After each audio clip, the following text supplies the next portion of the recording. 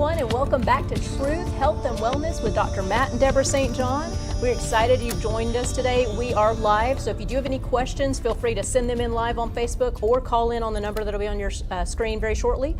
So Dr. Matt and Deborah, tell us how your week's been, what you've seen. Well, super busy week. Very, very busy, especially since we're going out of town Monday back to the Amazon. So we've had a lot going. But at the store, we've had a whole lot going too. Right now, it's norovirus, I think, is kicking in. Yeah, a lot of stomach virus we have coming in. And of course, the good thing is with P77 and several other things work extremely well for it. So we have something for it. So it's not as much of a shocker. Or we don't have as many people running to us in fear. They're just preparing, and most of them are already prepared actually. So it's a good thing. But a lot of people don't know also though that many of the same things that can help with coronavirus and influenza can help with the norovirus, and that especially Artemisia, carvacrol, beta-pinene, the hemp seed oil, and every one of those are found in the P77. So that's just a nice 2-in-1, or actually it's more like a 101 product, but it's good for the stomach virus also. So. And if they actually come in and already have the norovirus, are they still able to take it and it'll still help, or it's better obviously to catch it before? But it is. It's good as a preventative, obviously, but so many people are using it therapeutically for the acute issues when they actually get the problem. And that's what most people are really using the P77 for right now, anyway. Of course, I have had a few people just today that were coming in preparing for the COVID. A lot of people believe that they're going to ramp up COVID, especially since that was right. The CDC just released that there's a new vaccine they're recommending that people who are 65 and over get for COVID-19. Just if you're 65 and over. So they haven't killed enough people. Yeah. There are too many 40 through 55s who are dying. We need to make sure that the 70 through 80-year-olds also. So that was one of the more ridiculous things I read today. So we know how folks feel about that. It's a controversial topic, but not really with us because we kind of have seen so much. It's pretty evident. Well, other than that, you've had some great page this past week. First one I'm going to go to though is you've got some cute little friends in the Amazon. You're going to be visiting, I think. Tell us just a brief little bit about them. Yeah, we're super excited about that. Bonnie and Clyde. Bonnie and Clyde. So there's an illegal black market for the animal trade down in Iquitos, Peru. And that's where we have we're down about an hour and 30 minutes from Iquitos. We're in the village of Santa Ana, and that's where we have a retreat center and where we do a lot of research and growing our natural medicine and so forth. And we've turned our retreat center also into an animal rescue. Now, part of that's because we care about the animals and we love God's creation. That's a huge part of it. The other part's that we just think it's really cool that we can have sloths, monkeys, and so forth. I mean, really, seriously, we have a family that lives and they're caretakers of the land there in the village of Santa Ana, and it's Santos and his family. And so they have these two little kids. One's a six-year-old boy and about a 3-year-old girl. And they are so happy because we had Nero first, who's the brown woolly monkey. Okay. So Nero came along, and we actually met Nero the day we left Iquitos for the airport. So that was kind of heartbreaking. It was about 4 months ago. Yeah, but then he was taken that next week down to the jungle. So he's been living with this family, thriving as a sort of a pet monkey that also gets to play all he wants to and go run around, which is like paradise because you get the human food and the jungle food. So then we've been wanting a mate for this little monkey Nero because I'm kind of partial to female animals, and so what was it, yesterday or the day before yesterday, Percy, our right-hand man down there, he found out that there was a female brown woolly, not in the same family as Nero, that was available in the black market that was going to be eaten. Oh my goodness. Yeah, so rather than have this poor little monkey eaten, we rescued it. We rescued it. Unfortunately, those people don't just give them away for free. Yeah. So we had to. So whether or not that's really helping the illegal animal trade or not, it's controversial too. But the fact was, we knew that the monkey was going to be eaten. So we got the monkey, and she's actually going when? When's she coming to the jungle? Today. I think today. Or actually, no, it's tomorrow. Tomorrow she's being delivered. But here's the cool thing: at some point between these things happening, I get a message from Percy that he happened to have found 2 sloth, a male and a female, and they're not related.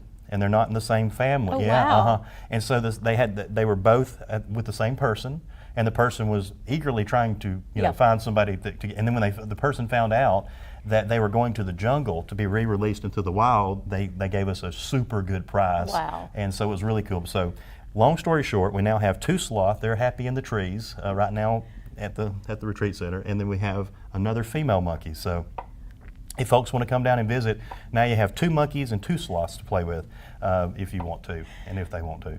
I've only seen one sloth in person. That was in LA on a show we were on. But yeah, I saw those pictures, and everyone, please definitely go to their Facebook page and check out those pictures. I'm sure you'll be posting more. So yeah, we will be posting more pictures. Yeah, we'll be there. We're leaving Monday, and we'll be there probably Tuesday. Yeah, would be Tuesday. Yeah, and so it's of course that's an adventure. It's a very tough trip to get there, but we're excited. Well, I can't wait to hear when you get back. But let's go ahead and jump in today. I know as well on your Facebook page, you had an amazing testimony this last week. And I know all the commercials and everything talking about diabetes and da-da-da-da-da. It had to do with that kind of sort of. So tell us a little bit about that. We sort of had the perfect scenario happen. That was where someone came to us immediately after having labs drawn.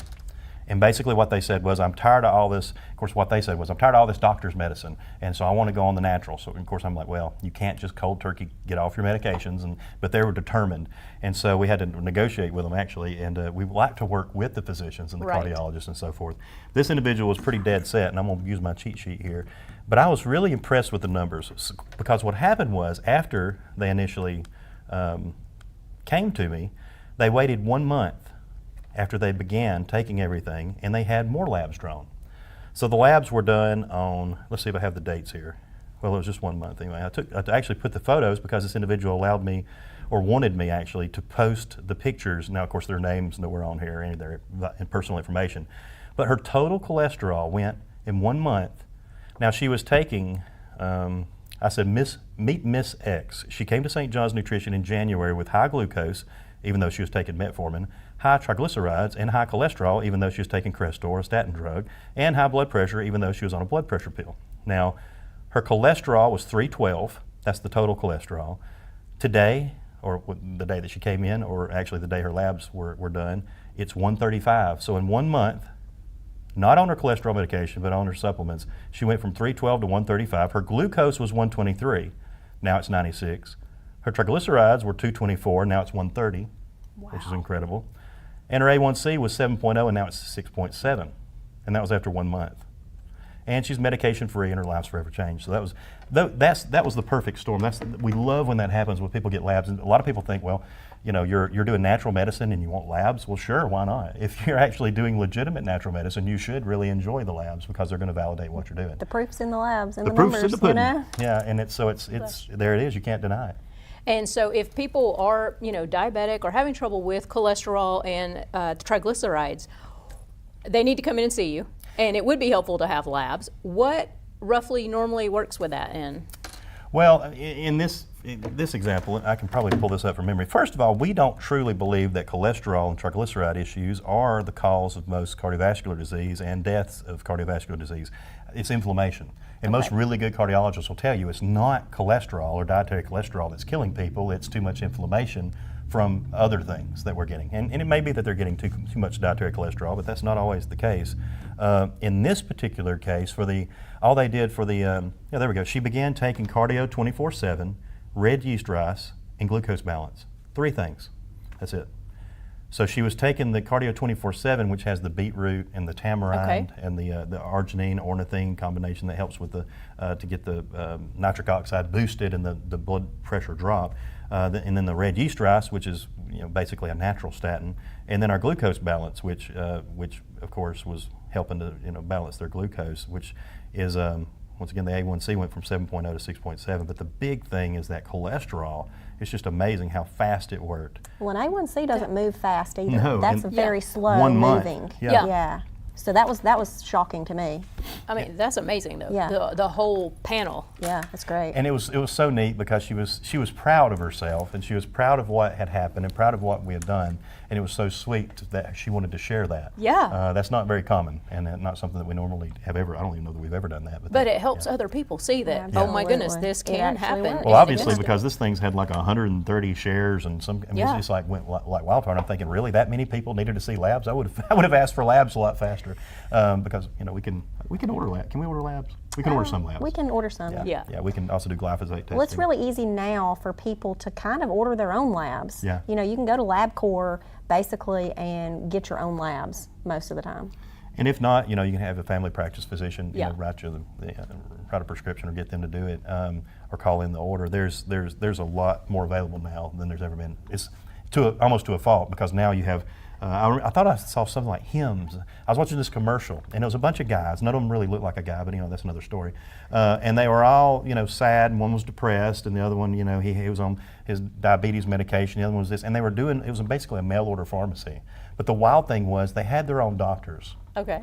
So it's not really a mail order pharmacy. It's a place where you call them to tell them what drug you want. And then they get a quack doctor who's been, who probably has like a 1.2 rating out of a 5.0 in his local area, and to validate and write the prescription. And they're advertising this on TV, and I'm sitting there thinking, wow, you're advertising drugs that you're telling people cause you tuberculosis, death, whatever. Then you're telling them that they just go to this website and request the drug, and some quack will write a prescription for it. That's scary. Yeah. That's scary. I mean, I wonder how many women are on prostate medication. That definitely could be happening. But anyway. Well, let's go ahead and again, we are live, so if you have any questions, call in with those on the number that'll be on your screen shortly, as well as you can send them in on Facebook, and we will try to get you an answer for those. I'm not sure whether to go straight to that or let's go to another question.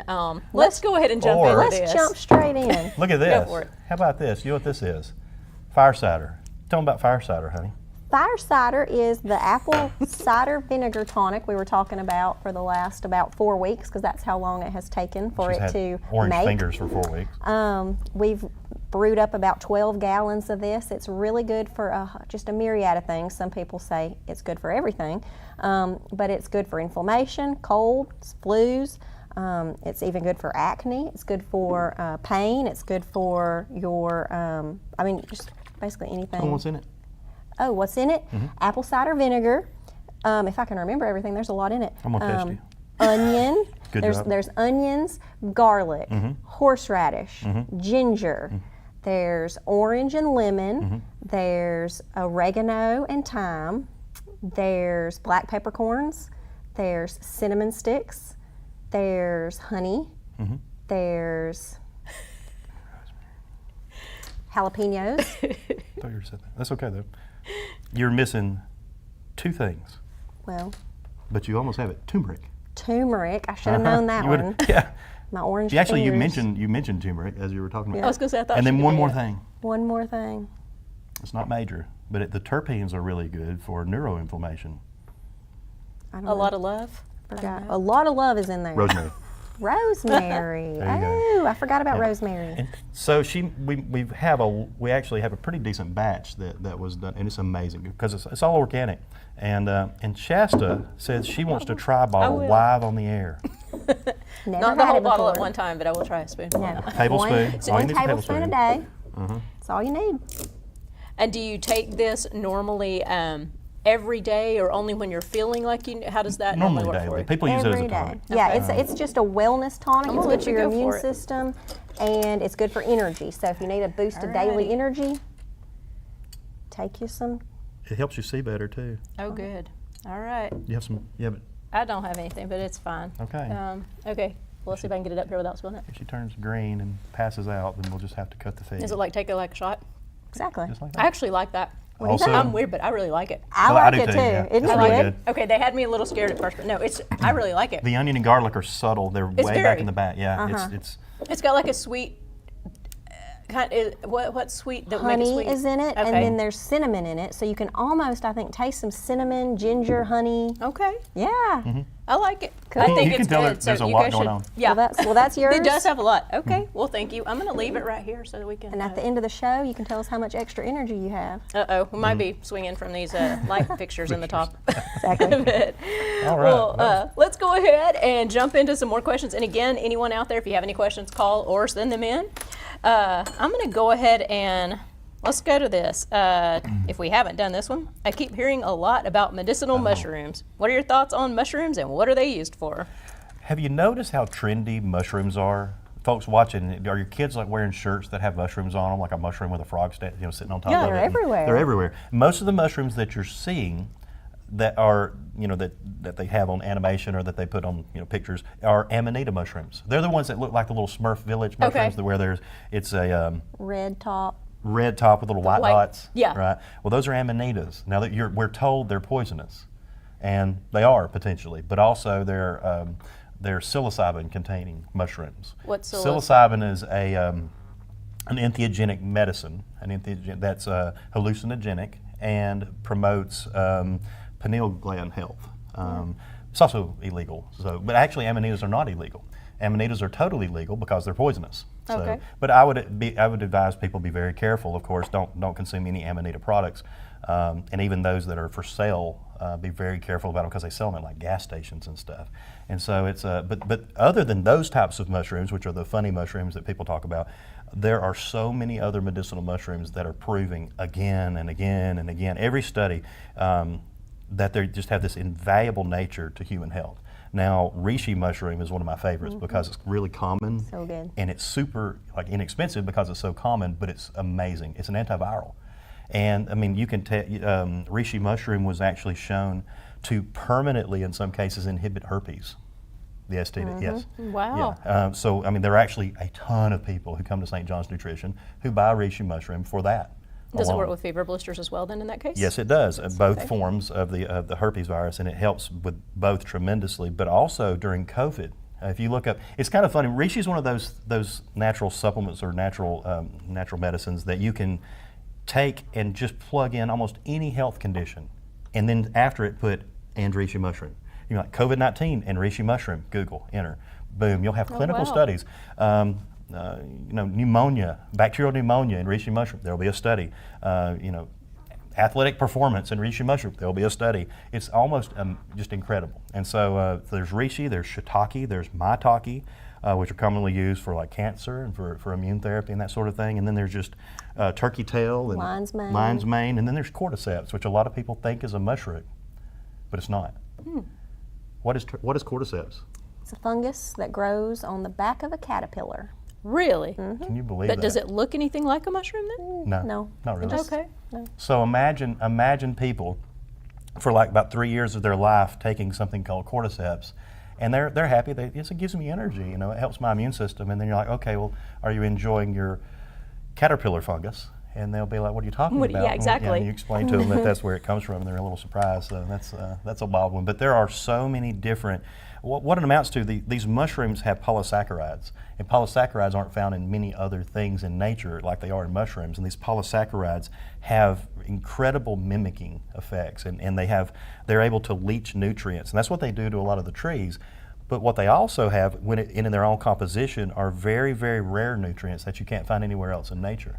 So that's why they serve so often as antivirals. And I actually say, and I've said this a lot, I think the future of natural medicine, some of the new breakthroughs, some of the new really incredible things that we're finding, just like with P77, I mean, it's mainly because of the terpenes that P77 works like it does. So I believe in the future, natural medicine is really going to see a lot of mushroom formulations and extracts of mushrooms, and I believe we're going to be looking into terpenes from essential oils. The scent, what gives the odor from terpene, from essential oils are the terpenes. And so sort of like this, have you ever heard of myrcene? You've smelled it. You've smelled it in more than one place. You smelled it in California all over the place. You also smelled it every time you pass a dead skunk.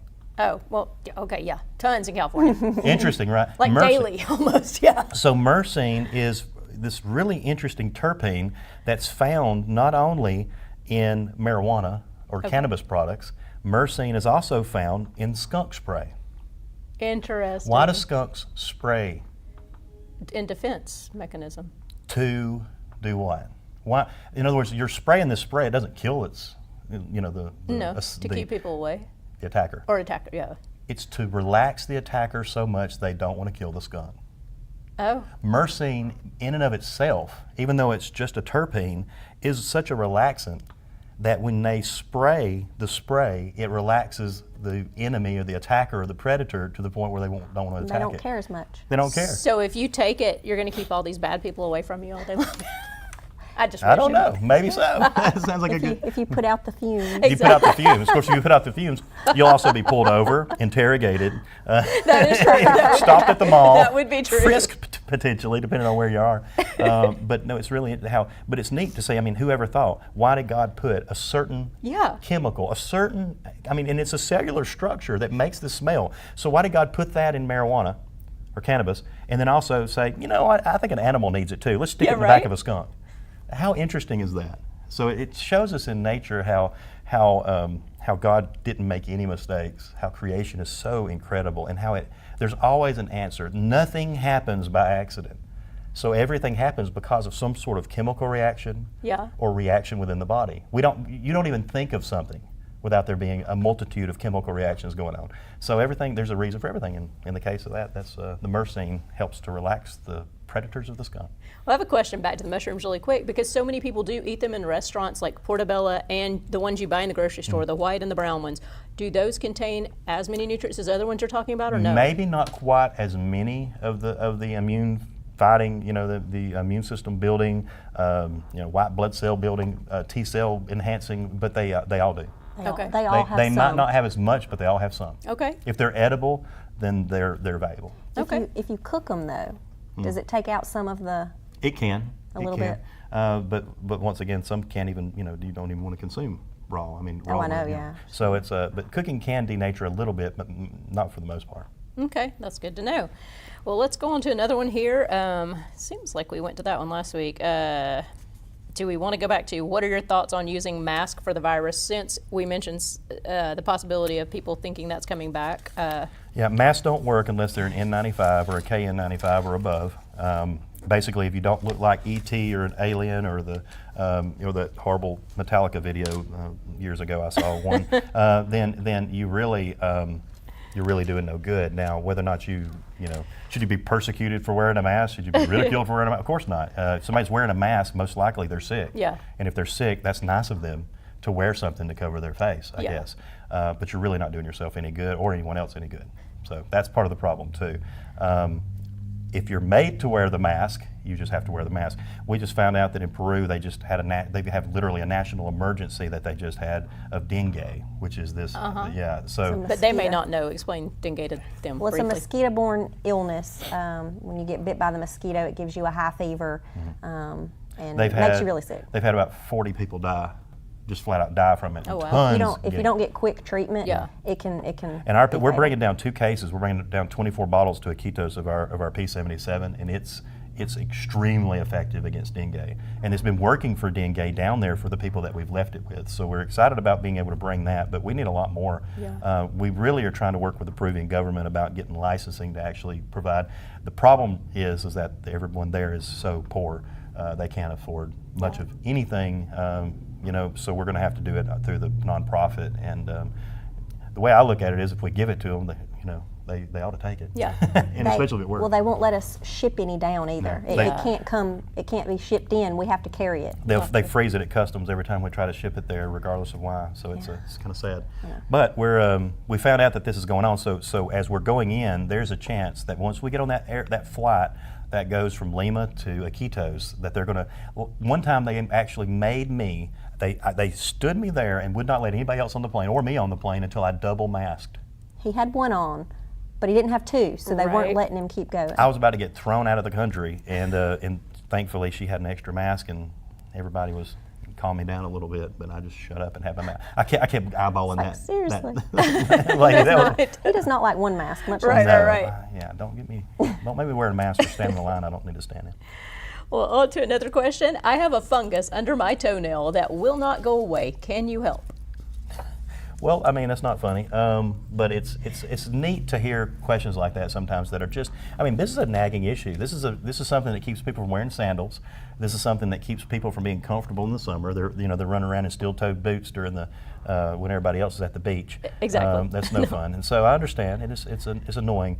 It will go away eventually if you can get yourself antifungal enough, if that makes sense. And what I mean by that is we have. Fungus doesn't start on the outside, it starts on the inside. And so if we're wanting to get rid of fungus, we have to take things to get us, that way. Just using topicals doesn't work. Well, if the topicals did work, they wouldn't be having this problem. Right. So you can do things like what I like to do, I like to put people on or have people look at Pau de Arco, which is a wonderful Peruvian plant that long before I ever thought about going to Peru, we've been using. But the plant is really good at helping to serve as an antifungal and anticystitic. It helps with abnormal tissue growth. But it's really neat how when you take it, you start to feel better but it takes weeks and months sometimes for it to really get to where it's really serving as an antifungal, because there are a lot of issues, candida, fungus, and all kind of abnormal growths in our body. But it works over time, and it's really neat too, because you can complement the internal consumption of Paul d'Arco by making a foot bath, basically like a big tea. And we talked about the ionic foot baths and how they were a scam. Well, this is not a scam. This is a foot bath that we're basically like putting about three Paul d'Arco tea bags into, and you're making a tea, and then you're steeping your feet in this tea, like for about 20 to 30 minutes. So people will do that for a few weeks, they'll be shocked. Tea tree oil too can help with toenails. Topically, after you get them out of the foot bath, you can treat it with tea tree oil. And you've heard of tea tree oil. Yeah.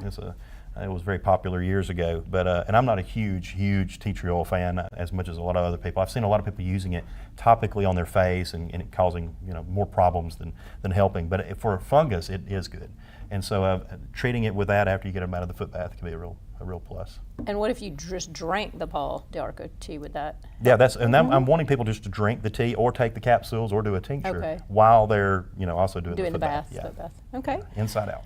Well, we have just a few more minutes left here. Let's go to, I have struggled with tinnitus. Am I saying it right? Tinnitus for many years. Have you found anything that helps with that? Yes, tinnitus, a ringing of the ears. And a lot of people have this issue. Normally it's sort of exacerbated by, working in factories, loud music, but it's very interesting because glyphosate intake can actually cause tinnitus. Oh, wow. Well, it has to do with the leaching of the manganese. Right. Glyphosate leaches manganese. It actually removes the manganese from your body, and then you end up with a deficiency. So supplementation of manganese works, 9 times out of 10 for us? Almost every time. It's amazing. And now we're not talking magnesium, manganese for tinnitus. And for what also goes along with the tinnitus is your equilibrium being messed up. Having a problem with your equilibrium along with the tinnitus, and it's miserable. It drives people crazy. It was so neat because we actually had someone, CBD can actually help a lot. And I remember a fella who he took CBD for the first time. He called me. He had gotten it on Wednesday. He calls me on Friday, and he says, "I just wanted to tell you that for 30 years I haven't had a moment's peace with my ears." Wow. He said, "So I took the CBD, and 3 hours later my ears stopped ringing." And I said, "That's amazing." I said, "So how's it doing now?" And he said, I didn't take it yesterday because I wanted to talk to you first." And I thought, why? Why did you need to talk to me first? I mean, why did you need me for? Well, he wasn't taking the CBD for tinnitus, is the thing. No, it was just a whole different thing. It was a whole different reason. Wow. It almost scared him. So he started, he's like, "What should I do?" I'm like, "Get back on the CBD is what you should do." And he did, of course, and he was asking me to make sure. And he's been tinnitus free ever since. Really amazing. Yeah. And when you take a 60-year-old man who's, for 30 years had tinnitus, that's exciting. How much that can plague a person and really affect a person's personality is outrageous. So we're super happy about that one. Well, again, we want to thank everyone out there for joining us again today. And again, send in your questions to Dr. Matt and Deborah's Facebook page at any time, and they'll get those answered for you. We will be back here with you next week. We hope you have a great week.